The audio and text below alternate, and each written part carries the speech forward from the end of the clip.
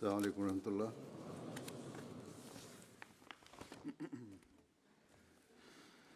أشهد أن لا إله إلا الله وحده لا شريك له وأشهد أن محمدا عبده ورسوله. أما بعد فأعوذ بالله من الشيطان الرجيم. بسم الله الرحمن الرحيم. الحمد لله رب العالمين الرحمن الرحيم مالك يوم الدين. إياك نعبد وإياك نستعين. اهدنا الصراط المستقيم صراط الذين أنعمت عليهم غير المغضوب عليهم ولا الضالين.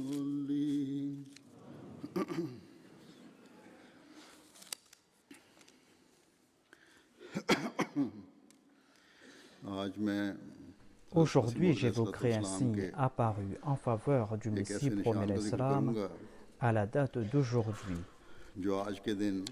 c'est-à-dire le 11 avril 1900.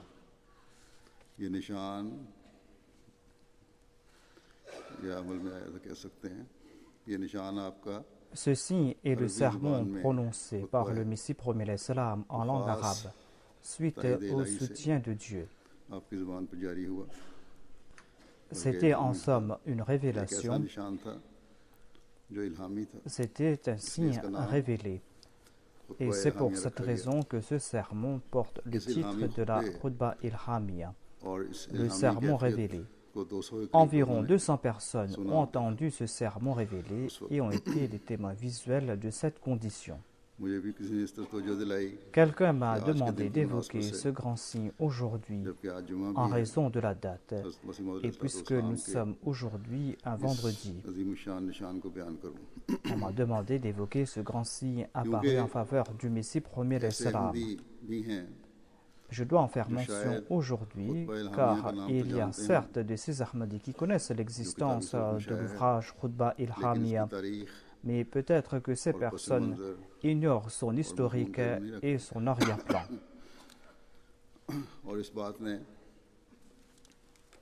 Et j'étais encore plus surpris de savoir qu'il y a des Ahmadis qui ignorent c'est quoi la Khutba Ilhamia, c'est quoi ce sermon révélé.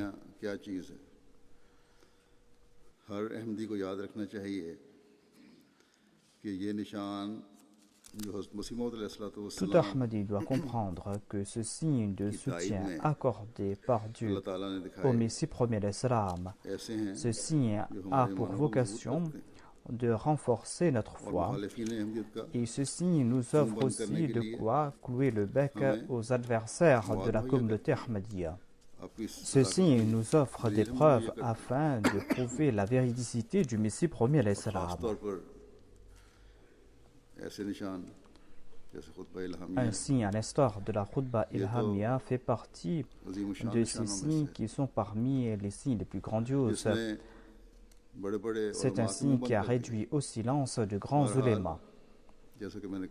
Comme je l'ai dit, j'évoquerai brièvement l'histoire ainsi que l'arrière-plan de ce sermon révélé. Et je vais mentionner aussi l'effet que ce sermon a eu sur les Ahmadis de l'époque. Par quel état sont-ils passés? Et que disent les non-Ahmadis à ce propos? Et je vais aussi présenter quelques lignes ou quelques extraits de ce sermon révélé. C'est en lisant ce sermon révélé que l'on pourra saisir sa réalité ainsi que sa grandeur. ये चंद फिक्रे जो मैं पेश करूंगा जो मैंने चुने हैं पढ़ने के लिए Cependant, même ces quelques phrases que j'ai choisi de citer suffiront pour faire connaître cette grandeur ainsi que le statut éminent du Messie promis alayhi salam. L'on n'a peut-être pas inclus la Khutba Ilhamia dans la Tadhkira, qui est le recueil des révélations reçues par le Messie promis alayhi salam, parce que l'on pensait peut-être que cela n'était pas nécessaire, puisque la Khutba Ilhamia a été publiée sous la forme d'un livre. J'ai certaines réserves à ce propos. À l'avenir, quand on va publier la prochaine édition de Tadhkira, ou quand il sera publié dans une autre langue, le département concerné doit me contacter. L'arrière-plan de ce sermon révélé a été évoqué dans les journaux Al-Badr et Al-Hakam et dans les annales de l'histoire de la Jama'at Ahmadiyya.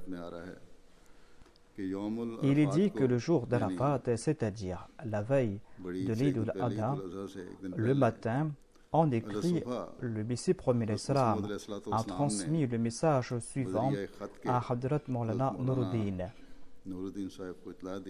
Il lui a informé et a déclaré que je désire consacrer une partie de la journée d'aujourd'hui et de la nuit à prier pour moi-même et mes amis. Envoyez-moi les noms de ceux qui sont présents ainsi que leur adresse en écrit, afin que je puisse me souvenir de ces personnes lors de mes prières. Ainsi, l'on envoya une liste de ces Ahmadis qui étaient présents à Qadian au Messie promis l'Islam, suivant son injonction. D'autres visiteurs ne cessaient d'arriver. Ils exprimaient tous l'ardent désir de rencontrer le Messie promis l'Islam et de lui solliciter des prières.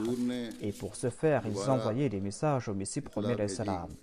Le Messie promis l'Islam demanda de ne plus envoyer de messages, car, disait-il, cela l'incommodait trop. Le Messie promis l'Islam vint pour les prières de Maghrib et l'Isha qui ont été combinées, et par la suite, il a déclaré qu'étant donné que j'ai fait la promesse à Dieu que je passerai la journée d'aujourd'hui et la nuit en prière, c'est pour cette raison que je vous quitte afin que je ne brise pas ma promesse.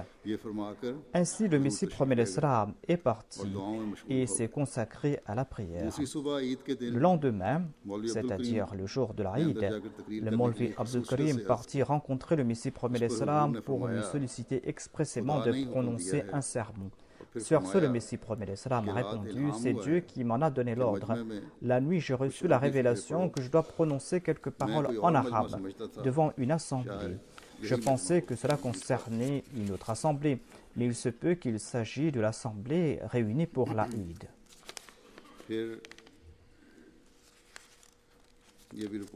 Et selon les rapports, il est dit que, avant que le Messie promis l'Islam ne prononce son sermon en arabe, il demanda à Maulvi Nuruddin ainsi qu'à Maulvi Abdul Karim de se rapprocher de lui et de transcrire le sermon.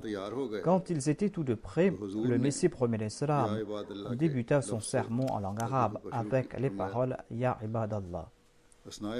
Au cours du sermon, le Messie promis l'Islam a aussi dit: ne cessez de transcrire et d'écrire, et si vous n'avez pas compris un mot, demandez-moi maintenant. Et quand le Messie promis l'Islam termina son sermon et s'asseya, à la demande de la plupart des membres de l'assistance, Maulvi Abdul Karim se mit à traduire le sermon en langue ourdou. Mais avant qu'il ne commence à présenter sa traduction, le Messie promis l'Islam a déclaré que ce sermon est un signe de l'exaucement des prières que j'ai faites le jour d'Arafat et la veille de la Eid. Ce signe de l'exaucement de la prière était que si je prononçais ce sermon en langue arabe sans préparation à l'improviste, ce serait un signe que toutes mes prières ont été exaucées. Alhamdulillah, toutes ces prières ont été exaucées selon les promesses de Dieu. Et le Maulvi Abdul Karim avait à peine commencé à traduire le sermon en langue ourdou que le Messie promis l'Islam, sous le poids des émotions, se prosterna en remerciement à Dieu, et les membres de l'assistance le suivirent en prosternation. Quand le Messie premier l'Islam se leva de sa prosternation, il déclara: J'ai vu écrit en lettres rouges, félicitations. C'est un signe de l'exaucement de mes prières. Ce rapport a été publié dans Al-Hakam et dans le recueil Malfouzat. Dans son ouvrage Nuzul al-Masih, le Messie premier l'Islam déclare: Le matin du jour de la Eid al-Adha, dans une révélation, Dieu me demanda de prononcer quelques paroles en arabe. Et j'en avais informé nombre de mes amis. Jamais auparavant, je n'avais prononcé de sermon, de discours en langue arabe. Mais le jour de la Eid, quand je m'apprêtais à prononcer ce sermon en langue arabe, Dieu fit sortir de mes lèvres des paroles d'une grande éloquence et empreintes de sens, des paroles qui sont consignées dans l'ouvrage Khutba Ilhamia. Ce sermon comportait plusieurs parties que j'ai prononcées d'un seul trait, sans aucune préparation préalable. Et dans les révélations que Dieu m'accorda, il qualifia ce sermon de signe, car ce discours n'était que la manifestation de la puissance divine. J'ai la ferme certitude qu'aucun grand orateur, aucun grand érudit ou lettré arabe puisse prononcer pareil discours à l'improviste. Et environ 150 personnes étaient présentes et sont les témoins de ce discours. Et dans son ouvrage Haqiqatul Wahi, le Messie premier l'Islam explique en détail que le 11 avril l'an 1900, le matin de la Eid al-Adha, j'ai reçu la révélation suivante: Prononce un sermon en arabe aujourd'hui. La force pour le faire t'a été accordée. Ensuite, j'ai reçu la révélation suivante: Kalamun ufsihat min ladun rabbun karim. C'est-à-dire une parole éloquente de la part du Seigneur gracieux. Et j'ai informé le défunt Maulvi Karim Saheb et Maulvi Nuruddin Saheb, Cheikh Rahmatullah Saheb, Mufti Muhammad Sadiq Saheb, Maulvi Muhammad Ali Saheb et Master Abdurrahman, ainsi que Master Sherali, ainsi que Hafiz Abdulladi Saheb et nombre d'amis. Je leur ai informé à ce propos. Et après la prière de l'Aïd, je me leva pour prononcer ce sermon en langue arabe. Et Allah sait qu'une puissance m'a soutenu de l'invisible. Et j'ai prononcé à l'improviste un sermon d'une grande éloquence en langue arabe, quelque chose qui dépassait mes aptitudes. Je ne pense pas qu'il soit possible, sans le soutien de la révélation divine, à n'importe qui de prononcer pareil discours qui comprenait plusieurs parties et d'une si grande éloquence. Personne ne peut prononcer pareil sermon sans avoir au préalable mis cela en écrit. Environ 200 personnes ont écouté ce discours en arabe qui a été publié sous le titre Khutba Ilhamia. Par la grâce de Dieu, une source invisible était ouverte à cet instant. J'ignorais moi-même si c'était moi qui prenais la parole ou si c'était un ange qui parlait par l'entremise de ma langue, car je savais que je n'avais aucune maîtrise sur ce discours. Des phrases toutes faites sortaient de mes lèvres et chacune d'entre elles était pour moi un signe. Et ce discours a été publié sous le titre Khutba Ilhamia, le sermon révélé. En lisant cet ouvrage, l'on ne pourra qu'en déduire qu'aucun être humain ne pourrait prononcer un si long discours à l'improviste en langue arabe. C'était là un miracle d'ordre intellectuel montré par Dieu, et personne d'autre ne pourra en présenter de pareil. Ce défi est encore à relever aujourd'hui.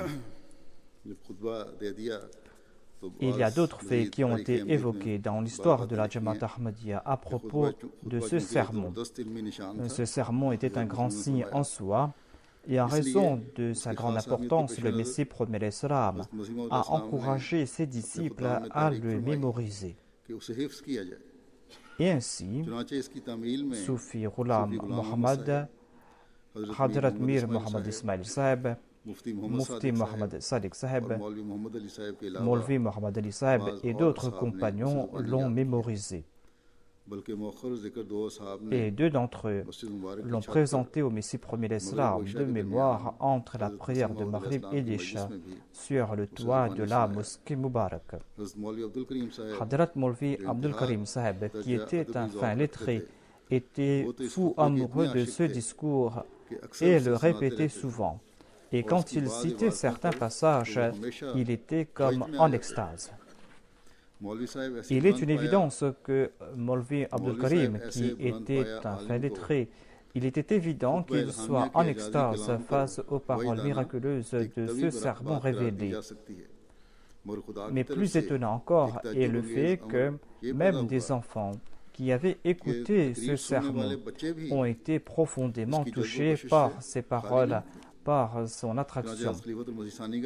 Et selon le deuxième calife de la communauté Ahmadiyya, le jour du sermon, avant le coucher du soleil, des enfants de pas plus de 12 ans répétaient les paroles de ce sermon dans les ruelles de Qadian, et c'était quelque chose qui sortait de l'ordinaire. Ce sermon a été publié en août 1901 et le Messie premier l'Islam l'a fait composer par un scribe avec de grands soins. Le Messie premier l'Islam lui-même en a fait la traduction en langue persane et en langue ourdou et a placé les signes diacritiques de ses mains. Le sermon révélé qui se trouve dans l'ouvrage Khutba Ilhamia s'arrête à la page 38 et occupe le premier chapitre de cet ouvrage. Et les pages suivantes et le reste de l'ouvrage ont été écrits par le Messie premier l'Islam. C'est la première partie qui concerne ce sermon révélé, mais l'ouvrage tout entier porte le titre de Khutba Ilhamia. Après sa publication, de grands arabisants furent fort surpris par l'excellence hors pair de sa langue et par les vérités qu'il comprenait. La vérité est que ce sermon est un signe de connaissance en faveur du Messie du Saint-Prophète, un signe qui n'a pas son pareil après la révélation du Saint-Coran. L'on trouve mention dans Tadhkira deux rêves à propos de ce rêve, deux rêves consignés par les mains du Messie premier l'Islam. À la date du 19 avril 1900 est consigné le rêve de Mia Abdullah Sanouri. Ce dernier rapporte que dans son rêve, un certain Munshi Ghulam Qadir de Sanour est venu le rencontrer et lui a demandé à propos de l'effet de ce sermon. Mia Sanouri a répondu que ce sermon a fait grand bruit dans l'au-delà. Ce rêve ressemblait à celui de Sayyid Amir Ali Shah Saheb. Il a vu que le jour de la Eid, quand le Messie premier l'Islam prononçait ce sermon en langue arabe, le saint prophète Mohammed Mustafa les prophètes Isa et Moussa et le prophète Ézéchiel étaient présents dans l'assemblée et écoutaient ce sermon.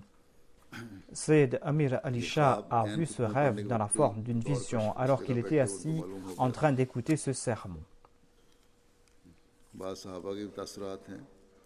Hafiz Abdullah Ali Saheb rapporte qu'il était présent lorsque le Messie premier l'Islam prononçait ce sermon. La voix du Messie premier l'Islam était différente. Il y avait un certain Sayyid Mulhim, quelqu'un qui se disait descendant du Saint-Prophète et qui se disait récipiendaire d'une vision, qui était Ahmadi, était assis à côté de moi.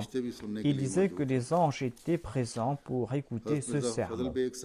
Hadrat Mirza Fazal Beg rapporte que le Messie premier l'Islam prononça ce sermon devant lui. Le Messie premier l'Islam était debout sur le seuil de la mosquée.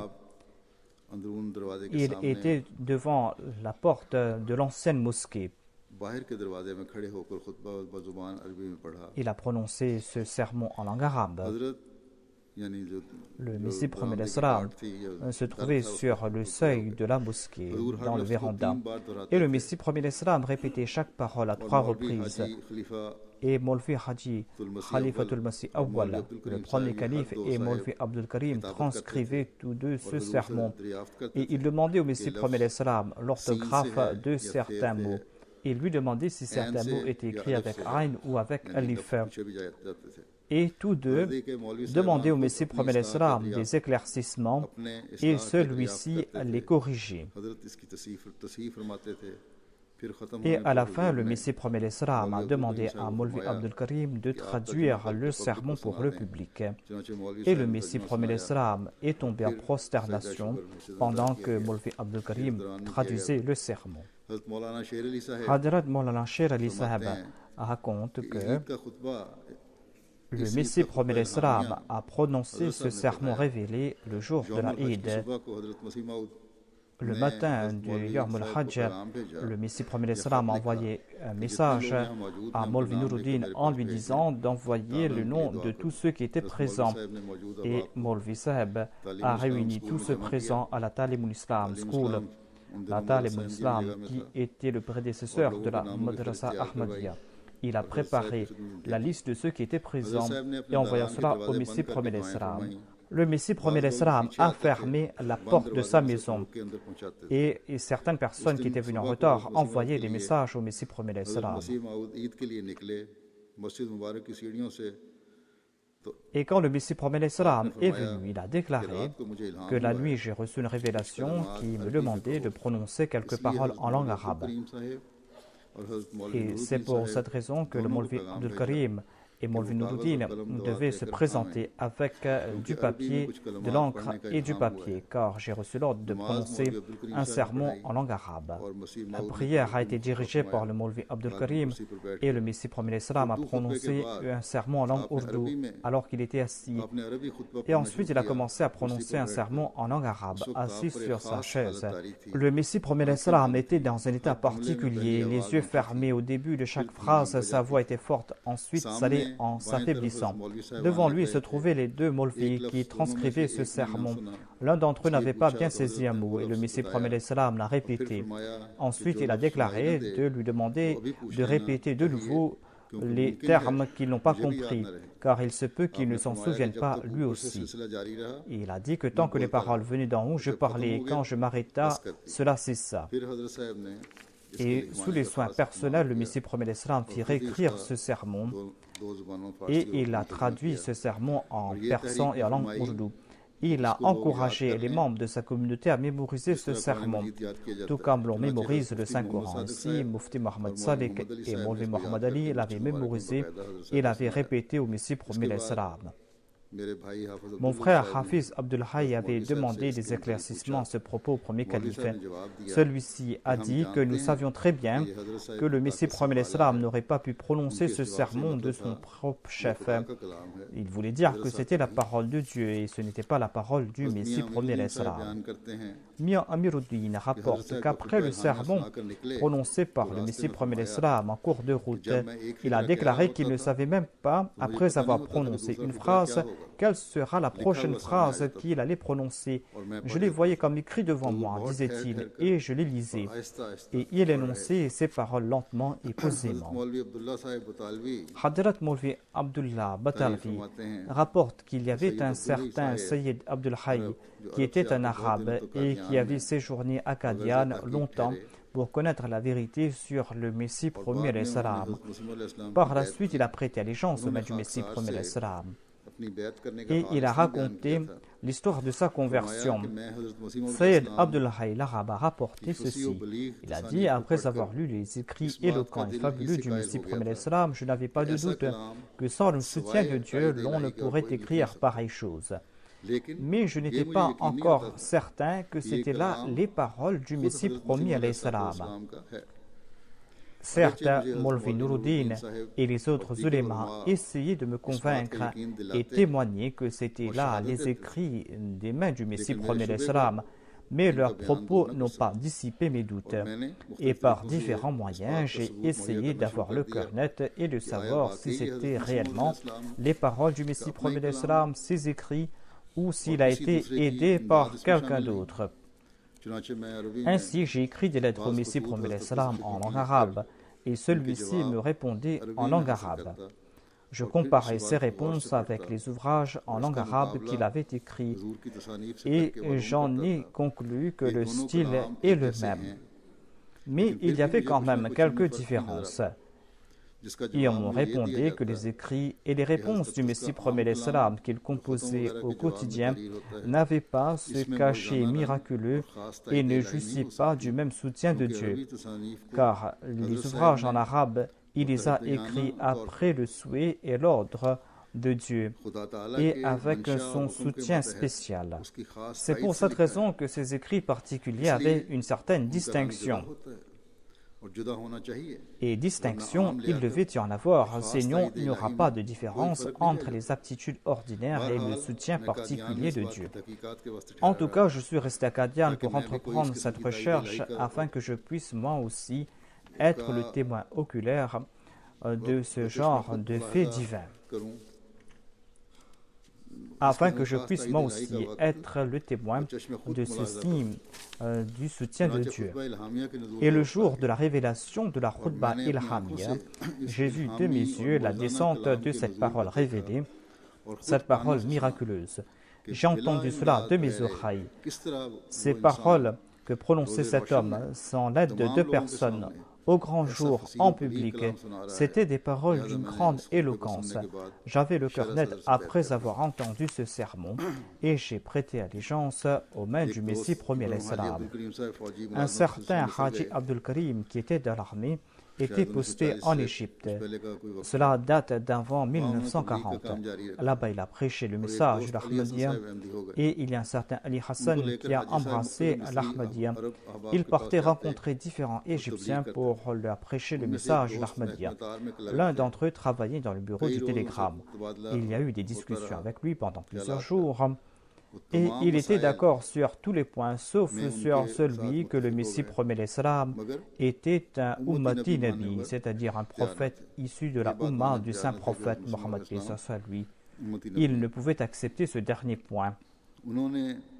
Et c'est là que cet Ahmadi a offert à cette personne l'ouvrage Al-Khutba Al-Ilhamiyya. Et il ne l'a pas revu pendant plusieurs jours. Un jour, cet ami lui a invité pour un dîner. Il a invité Haji Abdul Karim l'Ahmadi. Dès que ce dernier le rencontra, il lui a demandé d'envoyer sa lettre d'adhésion, sa bayra. Haji Abdul Karim lui a demandé s'il avait compris cette question de la Khatm Naboua. Et l'ami en question a répliqué que la veille, j'avais invité un savant d'Al-Azhar en lui disant que certains Indiens sont venus ici et sont en train de me prêcher le message de l'Ahmadiyya. Ils me disent que Jésus-Christ est mort et que le Jésus qui viendra sera un membre de la communauté du saint prophète Mohammed sallallahu alayhi wa sallam. Et selon eux, c'est Hadrat Mirza Ghulam Ahmad qui est ce Messie et ce Mahdi. Cet Égyptien dit que je suis d'accord avec leurs arguments, sauf celui dans lequel ils disent que Mirza Ghulam Ahmad est un Ummati Nabi, un prophète. Moi, je ne suis pas d'accord avec cela. Vous qui êtes savants, dites-moi si j'ai raison à ce propos. Et le savant d'Al-Azhar a répliqué que j'ai lu les ouvrages de Mirza Ghulam Ahmad et j'ai discuté avec certains Ahmadis et j'en ai parlé avec eux. Même si des milliers de personnes se disaient les prophètes de la catégorie de Mirza Ghulam Ahmad, cela ne briserait en aucun cas le sceau du prophétat du saint prophète Mohammed sallallahu alayhi wa sallam.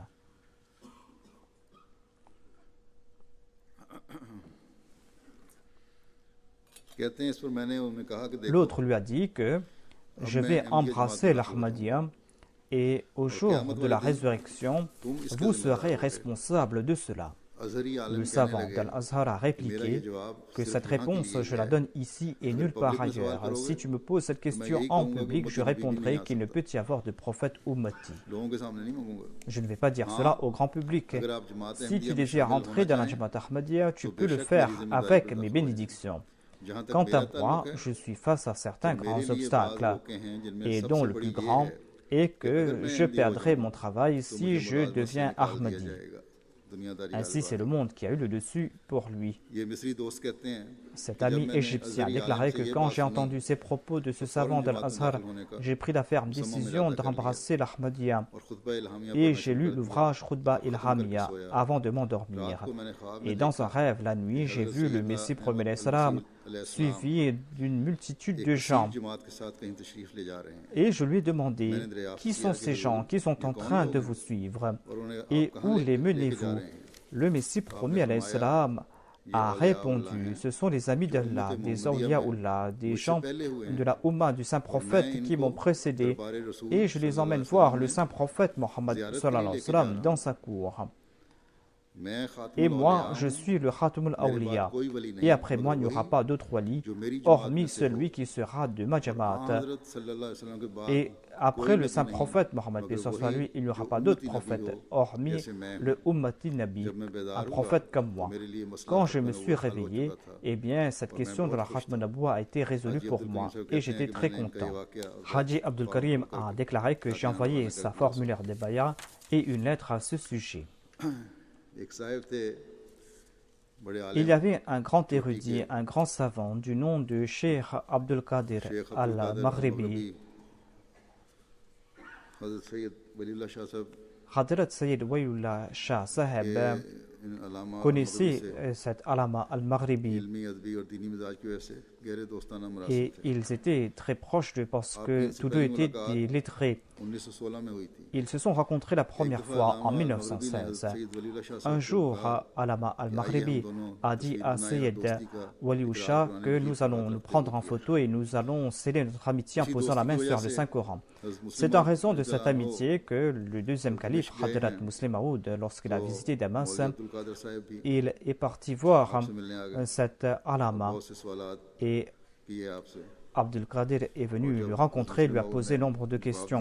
Et lorsque le musulman lui a répondu, celui-ci, qui se disait un érudit et qui était entêté, disait que nous sommes des Arabes, nous maîtrisons cette langue, nous comprenons le Saint-Coran plus que vous. Hormis nous, qui pourra mieux comprendre le Saint-Coran?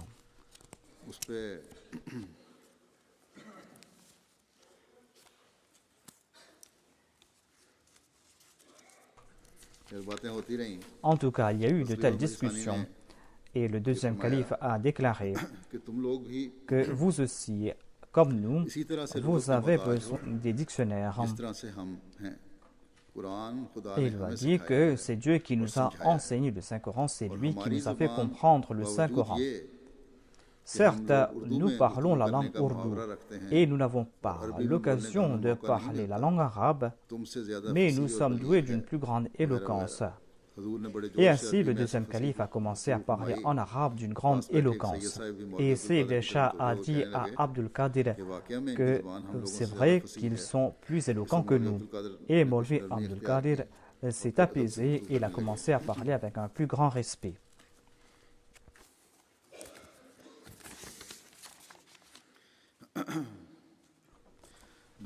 Lors de la conversation, Alama Abdul Qadir a dit au deuxième calife qu'il y a des erreurs dans les ouvrages du Messie premier salam. Et le deuxième calife lui a donné la réponse. Il a dit que si tu as la possibilité, eh bien montre-moi ces erreurs ou réponds à ces ouvrages. Mais sache que tu ne pourras pas le faire. Quand tu vas prendre ta plume, tu n'auras pas la possibilité de le faire. Tu ne pourras pas écrire, tu n'auras pas le pouvoir d'écrire. Fais-en une expérience. Sur ce, le Maulvi Abdul Qadir a commencé à dire au deuxième calife de ne pas prêcher son message dans les pays arabes, car cela va créer de la dissension. Et la dissension a créé des troubles parmi eux, disait-il. Les Wahhabis nous ont déjà porté un mauvais coup, disait-il. Partez en Europe, aux Amériques et en Afrique et prêchez le message de l'islam aux koufars et aux chrétiens, mais n'évoquez pas vos croyances ici dans ces pays arabes. Il lui a dit, je vous conjure de ne pas prêcher ce message. Il baisait les mains du deuxième calife et il le suppliait de ne pas prêcher le message du Messie premier salam dans ces régions et de ne pas envoyer des missionnaires dans cette partie du monde. Il a aussi ajouté que nous savons que Mizarullah Mahmad était une personne noble, avait un grand sens de l'honneur pour l'islam, mais nous ne pouvons accepter sa naboua. réunissez les gens sous la bannière de la ilaha illallah. En tout cas, le deuxième calife a répondu à ces propos en disant que si cette tâche était la nôtre, eh bien nous l'aurons abandonnée. Mais c'est là l'ordre de Dieu. Cela ne nous concerne pas nous ni Sayyidina Ahmad. C'est là l'ordre de Dieu et nous allons certainement transmettre ce message.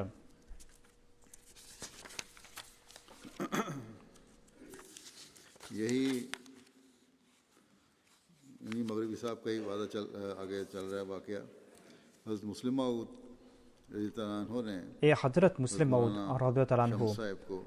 avait envoyé Maulana Jalaluddin Shams en Syrie à l'époque et Hadrat Sayyid Zainul Abidin Sahib a rapporté un incident. Il a dit qu'un jour, moi et Maulana Shams Sahib, nous parlions avec certains amis à propos de l'Ahmadiyya. Et Cheikh Abdul Qadir al-Maghribi est venu et nous a écoutés. Lors de la conversation, avec dérision, il a évoqué sa rencontre avec le deuxième calife. Il en a fait mention avec un mépris. Et il a répété les conseils qu'il a donnés au deuxième calife, c'est-à-dire de ne pas prêcher le message de l'Ahmadiyya. Et sur un ton de plaisanterie, il a déclaré qu'il y a des erreurs dans ces révélations en langue arabe. C'est-à-dire qu'il y a des erreurs dans les révélations reçues en arabe de la part du Messie premier l'Islam. Sayyid Zainul Abidin lui a donné l'ouvrage Khutba Ilhamia et lui a dit « Trouve-moi des erreurs dedans ». Il a commencé à lire cela à voix haute et a dit à propos de quelques mots que ce ne sont pas des mots arabes. Le Maulana Shams Sahib lui a offert le dictionnaire Tajul Urus, un dictionnaire arabe, et il lui a montré ces mots qui s'y trouvaient. Ceux de l'assistance étaient étonnés. Et moi, j'ai profité de cette occasion. Et j'ai dit que vous vous disiez être un grand lettré, un grand érudit. Mais mon étudiant qui est ici connaît l'arabe mieux que vous. Shams Sahib a étudié l'anglais avec moi et je le considérais comme mon élève. Le Maulvi Abdul Qadir al-Maghribi était en colère. Il est sorti et il a lancé un défi. Shah Sahib a déclaré que ceux qui étaient assis étaient impressionnés par cela. Ils étaient impressionnés par mes paroles et je leur ai dit que nous habitons ensemble et j'étais enseignant à l'époque. Et Alama al-Maghribi n'aurait pas dû dire de telles choses après avoir lu cet ouvrage Khutba Ilhamia. Et il aurait dû accepter la vérité. En tout cas, le lendemain, Shams Sahib m'a dit que le deuxième calife vous avait dit d'avoir de bonnes relations avec Abdul Qadir al-Maghribi et vous lui avez mis en colère. Je lui ai dit de ne pas s'en faire et le lendemain, nous sommes partis tous deux voir Alama al-Maghribi. Nous avons frappé à sa porte et dès qu'il a ouvert sa porte, il m'a serré dans ses bras et il m'a embrassé. Il m'a dit « Je vous demande pardon. Je voulais vous voir. Venez, entrez. Prenez quelque chose et je vais vous montrer ce qui s'est passé la nuit. » Nous sommes partis à l'intérieur et nous avons vu à l'intérieur l'ouvrage Al-Haqaiq Anil Ahmadiyya qui a été écrit par Waliullah Shah Sahib. Le Maulvi Abdul Qadir a déclaré que j'avais cet ouvrage dans les mains et je voulais répondre à cet ouvrage. J'ai placé devant moi les ouvrages de hadith et de commentaires et après la prière d'Isha, j'ai commencé à répondre à cet ouvrage. Je lisais ce qui était écrit dans cet ouvrage et je cherchais les réponses ici et là. Mais je n'étais pas satisfait de mes réponses et je jetais cela. Et c'est ainsi que s'est passé la nuit. Et ma femme, quant à elle, me demandait de venir dormir. Et Alama al-Maghribi a déclaré que c'était l'heure de la prière du matin et je n'ai rien pu écrire. À chaque fois que j'écrivais quelque chose, c'était comme s'il y avait des erreurs dedans. Toute la littérature de la Jamaat est basée sur les écrits du Messie premier l'Islam. Et il a dit à Shah Sahib que je vous promets à partir d'aujourd'hui que je ne vais pas prononcer une parole contre vous. Vos pensées sont en accord à l'islam et vous pouvez prêcher votre message ouvertement. Et je vais dire de bonnes choses à votre propos, mais je ne peux pas entrer de votre Jamaat. Et jusqu'à la fin de ses jours, il a fait les éloges de la Jamaat Ahmadiyya.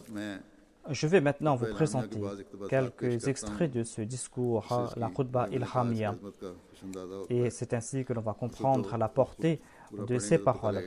C'est en lisant l'ouvrage tout entier que l'on pourra comprendre cela. Le Messie premier l'Islam déclare en langue arabe: أيها الناس إني أنا المسيح المحمدي وإني أنا أحمد المهدي وإن ربي معي إلى يوم لحدي من يوم مهدي وإني أعطيت ضربا أكالا وماء زلالا وأنا كوكب يماني ووابل روحاني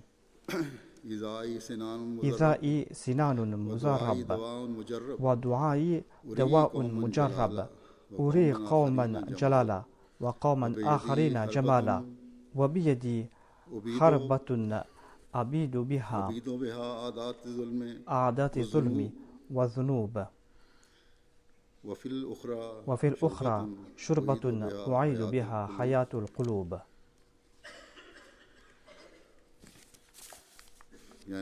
C'est-à-dire, je suis le Messie de la dispensation du saint prophète Mohammed sallallahu alayhi wa sallam.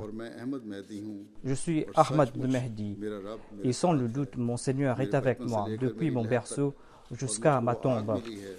J'ai reçu un feu consumant, j'ai reçu une eau douce et je suis l'étoile du Yémen. Je suis une pluie spirituelle. Une infliction de ma part est une lance perçante et ma prière est un antidote efficace. Et je manifeste ma majesté à un peuple et à un autre peuple je manifeste ma beauté. Et j'ai une arme entre les mains. Je détruis par son entremise l'habitude à commettre des cruautés et des péchés. Et dans l'autre main se trouve une boisson désaltérante grâce auquel je ranime les cœurs. Ensuite, le Messie premier l'Islam a déclaré: Ayyuhan nasu, umu lillahi zurafatin wa furada furada, thumma taqullaha wa fakkiru kallazi ma bakhila wa ma aada. Alaysa hadha al-waqt وقت رحم الله على العباد ووقت دفع الشر وتدارك عطش الأدبار أليس سيل الشر قد بلغ انتهاه وذيل الجهل طول إرجاه وفسد الملك كله وشكر إبليس جهلاها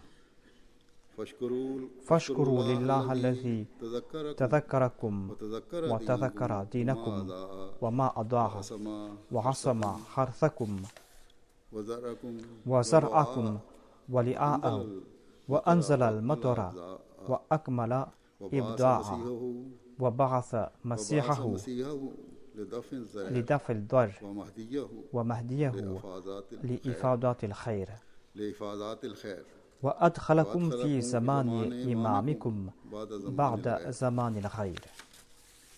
Ô hommes, pour l'amour de Dieu, craignez Dieu et réfléchissez collectivement ou individuellement, à l'instar de celui qui n'est ni borné, celui qui n'entretient aucune inimitié. N'est-il pas venu le temps que Dieu ait pitié des gens? N'est-il pas venu le temps d'éliminer la méchanceté et de rassasier les âmes assoiffées avec une pluie spirituelle? Et le déluge du péché n'a-t-il pas atteint son apogée? Le voile de l'ignorance ne s'est-il pas répandu jusqu'à ses confins? Le pays ne s'est-il pas corrompu? Et Satan ne prouve-t-il pas sa reconnaissance aux ignorants? Soyez reconnaissants vers Dieu qui s'est souvenu de vous et de votre foi et qui vous a préservé de la ruine. Il a protégé vos champs et vos cultures contre les catastrophes et envoyé une pluie et a parachevé sa récolte. Il a envoyé son Messie afin d'éliminer le mal et son Mahdi pour répandre le bien et les bénéfices. Et il vous a fait connaître l'ère de votre imam après que vous ayez connu l'époque sans lui. Ensuite, le Messie premier l'Islam a déclaré: وإني على مقام الختم من الولاية كما كان سيد المصطفى على مقام الختم من النبوة وإنه خاتم الأنبياء وأنا خاتم الأولياء لا ولي بعدي إلا الذي هو مني وعلى عهدي وإني أرسلت من ربي بكل قوة وبركة وعزة وإن قدمي هذه على منارة ختم عليها كل رأفة فاتقوا الله يا أيها الإرفان وأعرفوني وأطيعوني ولا تموتوا بالعصيان وقد قرب الزمان وحان أن تسأل كل نفس وتدان. Je suis celui qui est venu conclure la wilaya, à l'instar de notre saint prophète Mohammed, paix soit lui, qui a conclu la nubuwa. Il est le sceau de tous les prophètes et moi je suis le Khatam al-Awliya. Il n'y aura pas d'autre wali après moi, hormis celui qui sera de moi, celui qui respectera son allégeance avec moi. J'ai été envoyé par Dieu avec toute puissance, toute bénédiction et tout honneur. Mon pied se trouve sur un minaret qui est au-dessus de tout. Craignez Dieu, ô jeunes gens, et reconnaissez-moi, et ne soyez point désobéissants envers moi, et ne mourrez pas en étant désobéissants. L'heure est proche et le moment est proche où chaque âme sera tenue responsable de ses œuvres et sera récompensée. Voilà donc ce grand signe. Ce sont ces paroles grandioses. C'est cette annonce que le Messie promet a faite après avoir reçu l'ordre de la part de Dieu.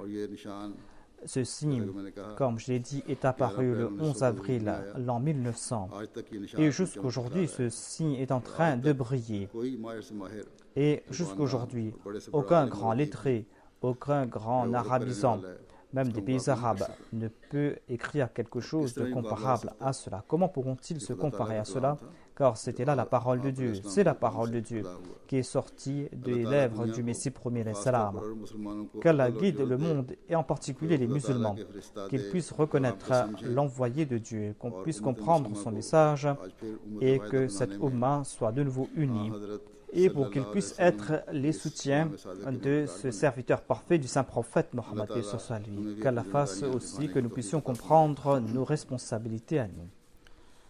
Après la prière de Juma, je vais diriger la prière funéraire de deux personnes. Il y a tout d'abord la prière funéraire de Mukarrama Hanifa Bibi Sahiba, épouse de Mukarram Chaudhry Bashir Ahmad Sahib de Sheikhupura. Elle est décédée le 3 avril 2014 à l'âge de 84 ans. Inna lillahi wa inna ilayhi raji'un. En 1953, elle avait embrassé l'Ahmadiyya suite à un rêve et elle avait vu le deuxième calife lors de la Jalsa Salana de Rabwa et elle a dit que c'était lui qui m'avait dit de me convertir dans mon rêve. Elle était la seule Ahmadi parmi ses frères et ses sœurs. C'était une dame qui était respectueuse des heures de prière. C'était une dame très simple, très humble, qui était très fidèle envers la Jamaat, très sincère envers le califat. Elle a laissé derrière elle son époux et 2 filles et 5 fils. Un de ses fils est Mukarram Afzal Bhatti. Il est missionnaire en Tanzanie. Il est en train de travailler là-bas. Et il n'a pas pu participer dans les prières funéraires de sa mère. Qu'Allah exalte le statut de la défunte et qu'il accorde patience et persévérance à son fils qui est sur le terrain et qui est en train de servir la religion.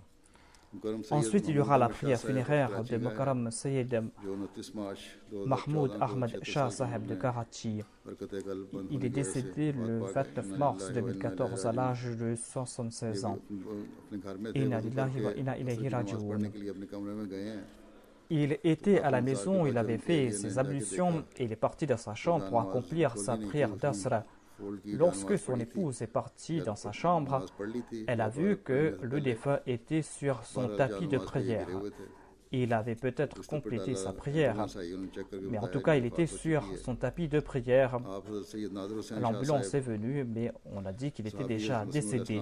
Le défunt était le fils de Sayyid Nadir Hussein Shah Sahib, un compagnon du Messie premier l'Islam, et le gendre d'un cousin du quatrième calife, Mokaram Abdullah Shah Saheb. Le défunt était une personne qui était très proche de la Jamaat, qui était très fidèle envers le califat, qui assumait ses responsabilités au sein de la Jamaat, une personne qui accomplissait ses prières de Tahajjud. Il participait dans les plans Waqf Arzi de manière régulière. Il venait souvent à la Jalsa Salana tous les ans même, et il voulait rencontrer le calife et aimait rencontrer le calife. Pour une longue période, il a été le secrétaire Wassiya de son quartier. Il était moussi. Il a laissé son épouse, une fille et 4 fils. Ils sont tous à l'extérieur et qui sont en Australie, au Canada, aux États-Unis et en Suède. Son frère se trouve ici au Royaume-Uni. 2 de ses frères se trouvent ici. Il y a Sayyid Nasir Shah Saheb, qui est le responsable du département Lishanata du Royaume-Uni. Qu'Allah accorde son pardon aux défunts et qu'il accorde patience et persévérance aux membres de la famille endeuillée et qu'il puisse perpétuer ses œuvres.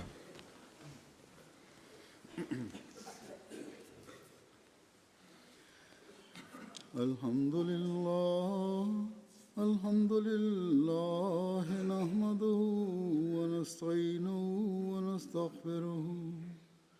ونؤمن به ونتوكل عليه ونعوذ بالله من شرور أنفسنا ومن سيئات أعمالنا من يهده الله فلا مضل له ومن يضلله فلا هادي له ونشهد أن لا إله إلا الله ونشهد أن محمدا عبده ورسوله عباد الله رحمكم الله إن الله يأمر بالعدل والإحسان وإيتاء ذي القربى وينهى